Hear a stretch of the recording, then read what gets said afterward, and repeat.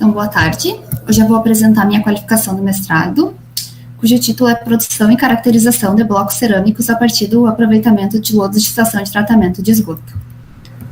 Então, para contextualizar o assunto, em 2019 a população mundial atingiu a marca de 7,7 bilhões de pessoas, e a estimativa é que até o ano de 2050 esse número chegue a 9,7 bilhões. Atrelado ao aumento da população mundial está o aumento do consumo de recursos naturais, dentre eles a gente pode falar sobre a água. Então, no Brasil se consome, em média, mais de 2.000 metros cúbicos de água por segundo. Após a sua utilização, a água se transforma em um resíduo conhecido como esgoto. E do processo de tratamento de esgoto, gera-se um novo resíduo conhecido como lodo de esgoto. Então, o lodo de esgoto ele é produzido nas estações de tratamento de esgoto, nos tanques de sedimentação primária e secundária. As características de cada lodo dependem da sua fonte, do tratamento empregado e do clima. Das fontes do lodo, eles podem ser de origem de esgoto de origem doméstica, industrial, entre outros. Entre as características do lodo está seu elevado teor de água e matéria orgânica. E também no lodo de ET, a possível presença de metais pesados e patógenos. Então, no Brasil, a gente observa uma carência de serviços de saneamento básico. Em 2017, foi gerado cerca de 21 milhões de metros cúbicos de esgoto. E desse valor, apenas 67% foi coletado, e desse valor também apenas 51% foi tratado. Então, devido às suas características, é dada uma atenção especial à destinação final desse resíduo. A nível mundial, a destinação final desse resíduo é a incineração, ou a disposição em aterros, ou a sua utilização na agricultura. Aqui no Brasil se destaca o descarte em aterros ou a utilização na agricultura. Contudo, se acontece a disposição incorreta desse lodo, pode causar impactos negativos ao meio ambiente. Se esse descarte acontece no mar, pode causar alteração do ecossistema e a bioacumulação de metais e compostos tóxicos que podem chegar à população através da ingestão de peixes. Se o descarte acontece em aterros, pode ocorrer a contaminação de águas superficiais e subterrâneas através da lixiviação. E se descartado e se utilizado na agricultura, pode ocorrer o risco de contaminação por elementos tóxicos e patógenos também por meio da lixiviação. Aliado a isso, existe um elevado custo do processamento do lodo dentro de uma estação de tratamento de esgoto. E esse valor pode chegar a 60% do total da operação de uma ET. Nos últimos anos foram sancionadas algumas leis que deram mais atenção à questão do descarte de resíduos sólidos aqui no Brasil. E por esse motivo, torna-se interessante incorporar o lodo de ET para a produção de novos materiais. Então, o lodo de ET ele pode ser utilizado na agricultura, também pode ser utilizado para a produção de biofloculantes, também pode ser utilizado para a síntese de adsorventes de baixo custo e também pode ser utilizado na construção civil. Dentro da construção civil, a indústria de materiais cerâmicos ela tem uma posição de destaque, pois essa indústria ela tem um elevado consumo de matérias-primas e ela também fornece diversos produtos como blocos, tijolos, telhas e revestimentos. Além disso, existe uma semelhança dos óxidos presentes nas argilas e que estão presentes também no lodo de ET.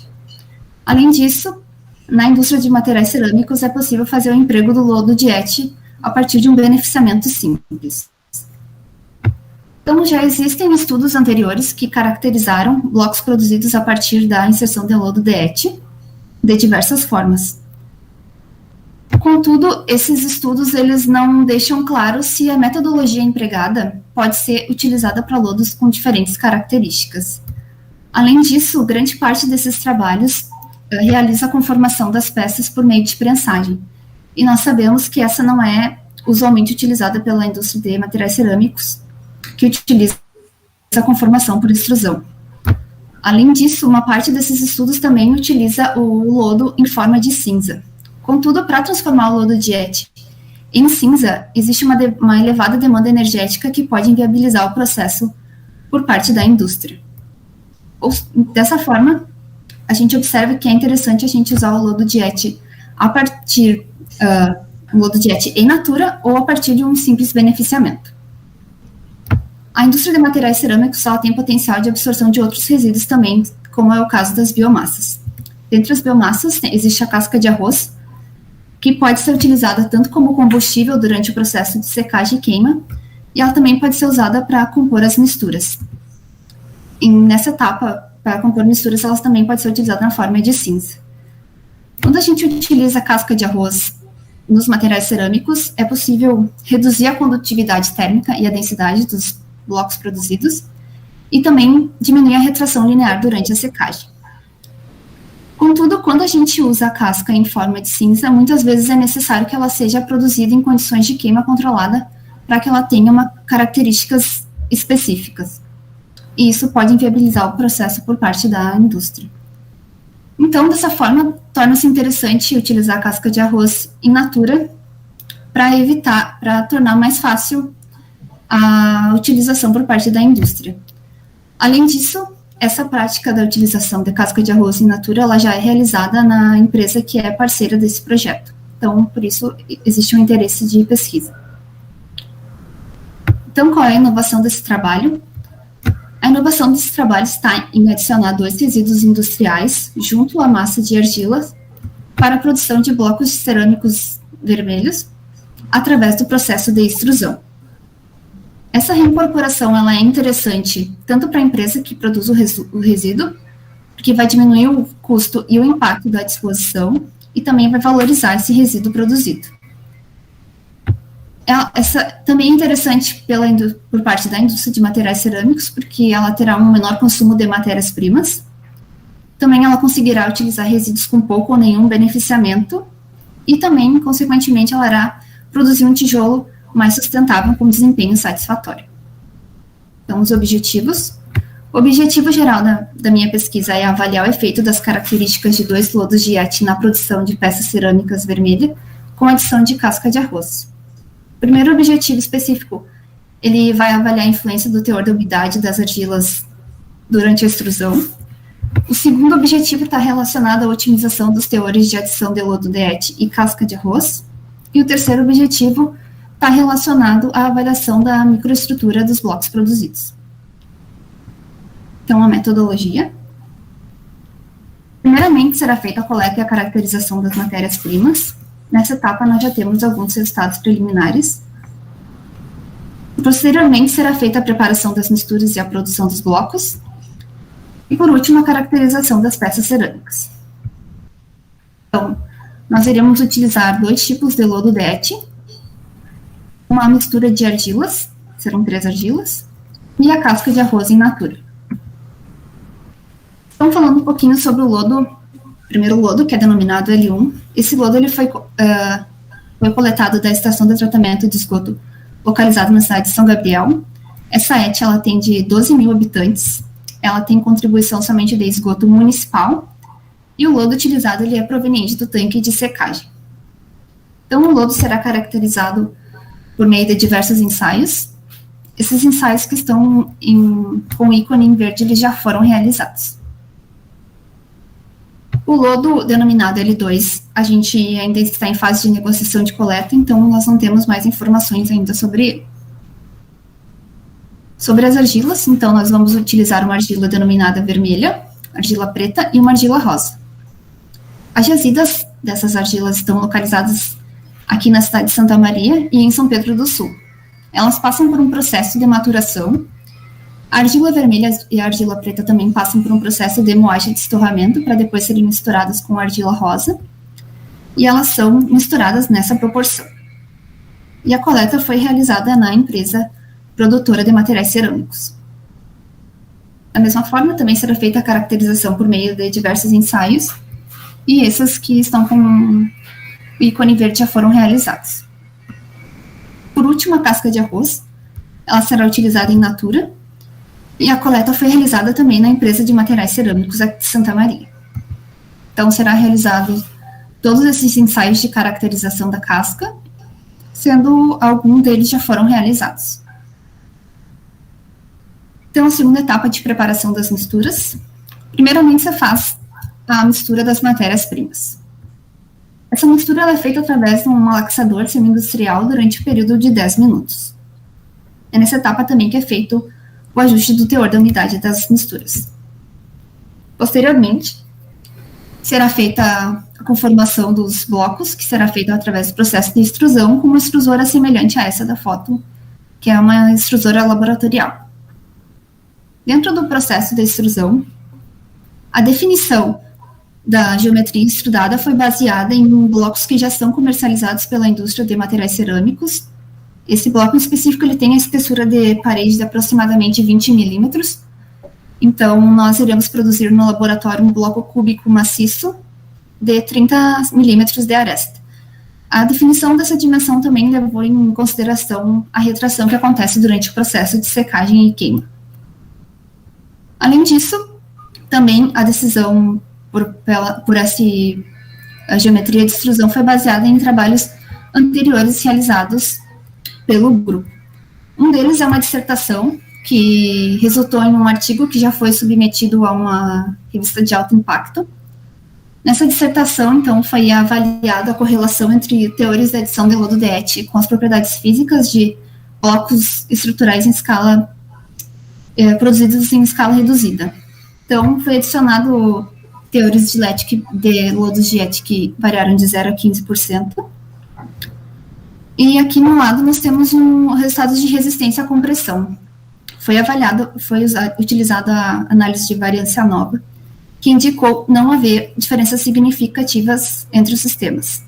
Também foi utilizada a análise de Weibull e indicou valores baixos de módulo, sugerindo uma menor confiabilidade das amostras analisadas, porque elas tiveram um desvio padrão significativo, que consequentemente foi devido ao menor controle durante a produção. O segundo foi um trabalho também que está sendo realizado, onde foi feita a avaliação física e geométrica de cerâmicas. Então, foi realizada a extrusão de duas geometrias, uma maciça cilíndrica e uma de bloco estrutural semelhante ao do trabalho anterior. Nesse estudo foi adicionado lodo de ET e casca de arroz moída, e também foi feita análise de Weibull com os resultados de resistência à compressão. Então, como a gente pode observar, os maiores valores de módulo de Weibull foram encontrados nos blocos maciços, independente do sistema estudado. Ou seja, quanto maior o módulo de Weibull, significa que houve menor variação dos resultados, consequentemente houve uma melhor confiabilidade da amostra. Então, por esse motivo, nós vamos utilizar um bloco maciço cúbico de 30 milímetros de aresta. Dentro da definição da umidade de extrusão. A umidade de extrusão também foi baseada em um estudo anterior que avaliou a extrudabilidade das misturas através de parâmetros reológicos. Então, foram moldadas amostras prismáticas, com teores de adição de lodo de ET que variaram de 0 a 15%, e com diferentes teores de umidade. Então, essas amostras elas foram levadas num reômetro e ensaiadas por meio do teste de oscilação torsional. Então, através do teste foi possível avaliar diferentes umidades de extrusão e teores de lodo. Desse ensaio foi aferido os módulos de armazenamento e perda, que foram correlacionados também com o teste de extrusão preliminar. E a partir dos resultados foi possível a definição de uma umidade ótima capaz de produzir blocos livres de defeitos. Então, para cada sistema foram estudados gráficos semelhantes a esse, onde a gente consegue observar que existe uma faixa verde no gráfico e existem linhas que encontram-se acima ou abaixo dessa área em verde.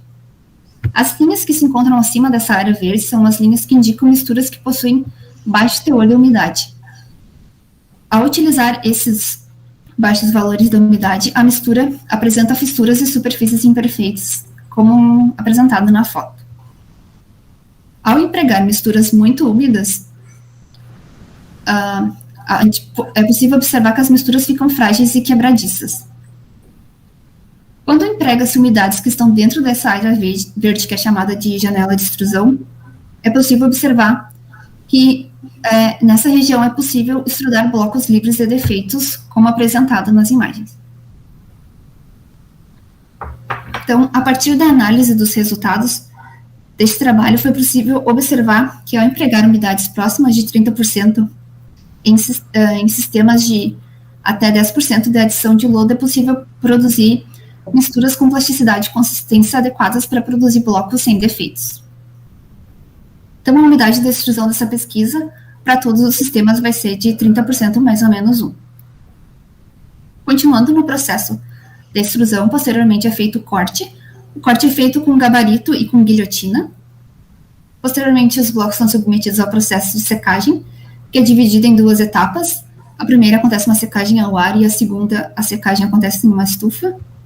Posteriormente, acontece a queima, que segue essas taxas de aquecimento até o patamar, que é de 900 graus por 3 horas. A definição desse patamar foi baseada em trabalhos anteriores e também na temperatura que é usualmente utilizada pela empresa de materiais cerâmicos. Então, serão executados sistemas que estão divididos. Na primeira etapa, será avaliada a inserção de 2 tipos de lodo à mistura de argilas, em percentuais que variam de 0 a 10%. Cada lodo vai ser adicionado individualmente à massa de argilas. Essa etapa, ela totaliza 11 sistemas. A segunda etapa será avaliado a inserção do lodo L1 mais a casca de arroz junto à massa de argilas para a produção dos blocos.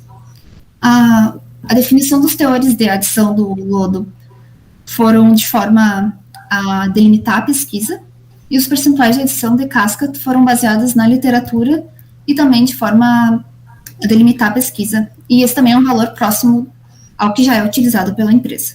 Essa etapa, ela totaliza 11 sistemas. Então, posteriormente será feita a produção dos blocos, que consiste na mistura, na extrusão, secagem e queima, e posteriormente será feita a caracterização dos blocos cerâmicos. Então, dentro do processo de produção dos blocos, é interessante que tenha um controle do processo. Então, foi adicionada uma etapa onde isso será avaliado. A gente sabe que durante o processo de extrusão é muito importante que as características da massa sejam mantidas constantes. Dentre essas características, a gente pode citar a composição, o grau de moagem, o teor da umidade. Contudo, durante o processo de extrusão, acontece o aquecimento da extrusora, que ocorre devido à dificuldade de passagem do material pela máquina. Só que esse aumento de temperatura pode causar uma variação na plasticidade das argilas devido às diferenças no teor da umidade. Então, será realizado um teste de extrusão preliminar. Nesse teste, será feito um monitoramento das temperaturas da massa. Então, quando a massa atingir a temperatura de 20, 30, 40 e 50 graus, serão retiradas amostras. Dessas amostras serão feitas o aferimento da umidade, e os blocos também passarão pelo processo de secagem e queima. Será feita a análise da retração linear e da resistência à compressão. Então, a gente espera, com esse teste, definir um intervalo de temperatura de extrusão, intervalo na qual é possível realizar a extrusão sem que ocorra, sem que sejam prejudicadas as características dos blocos. Também, através dessa extrusão preliminar, será possível fazer uma avaliação da influência do teor da umidade estudado na resistência à compressão. Então, o que for definido aqui será utilizado para as extrusões posteriores. Então, terceiro, será feita a caracterização das peças cerâmicas. Então, a caracterização será físico-mecânica e microestrutural. Serão realizados os ensaios que são usualmente utilizados para a caracterização de blocos, conforme a norma. Também será feita a difração de raio-x, lixiviação e análise da porosidade. Então, agora nós temos alguns resultados preliminares que eu vou apresentar. Sobre a caracterização do lodo L1, foi feita a análise mineralógica por DRX, onde foi possível observar a presença de quartzo. Também foi feita a composição química por FRX, onde foi possível observar a presença de minerais argilosos. E o lodo L1 ele também tem tamanho médio de partícula de 30 micrômetros. Também foi feita a análise termogravimétrica, onde foi possível observar nos picos do gráfico que o pico até 100 graus está relacionado à perda de água. Os picos intermediários estão relacionados à presença de matéria orgânica e o pico próximo a 1000 graus está relacionado à presença de carbonatos. Também foi feita a microscopia eletrônica de varredura, onde foi possível observar que o lodo L1 possui partículas irregulares, heterogêneas e ele é um material poroso. Também foi feita a análise ambiental por meio de ensaio de lixiviação. No ensaio de lixiviação, o lodo L1 ele atingiu todos os limites que estão que são requeridos pela NBR 2004. Contudo, durante o ensaio de solubilização, foi possível observar que alguns parâmetros ficaram acima do limite recomendado pela norma. Então, esse resíduo ele recebe a classificação classe 2A não inerte. Também foi feita a caracterização de algumas propriedades da casca, como dentre as propriedades físicas temos a densidade, o teor de cinza e a umidade. Também foi feita a estimativa das propriedades geométricas da casca por meio da análise de imagem. Aí nós temos a área, o diâmetro, circularidade, o diâmetro maior, menor, e também o índice de forma. A caracterização das argilas já foi realizada e ela consta no documento. Então, um cronograma, agora nós estamos na metade de 2021, onde está acontecendo a qualificação, já foi realizado alguns testes preliminares e também, nesse período, nós já estamos fazendo a produção e a caracterização das cerâmicas. A gente espera que até o final do ano a gente faça a análise dos resultados, para que no início do ano que vem a gente possa fazer a submissão de um artigo para uma revista de impacto e também a realização da defesa da dissertação no ano que vem. Então é isso, obrigada, agradeço a disponibilidade de vocês para participarem da minha banca aqui hoje.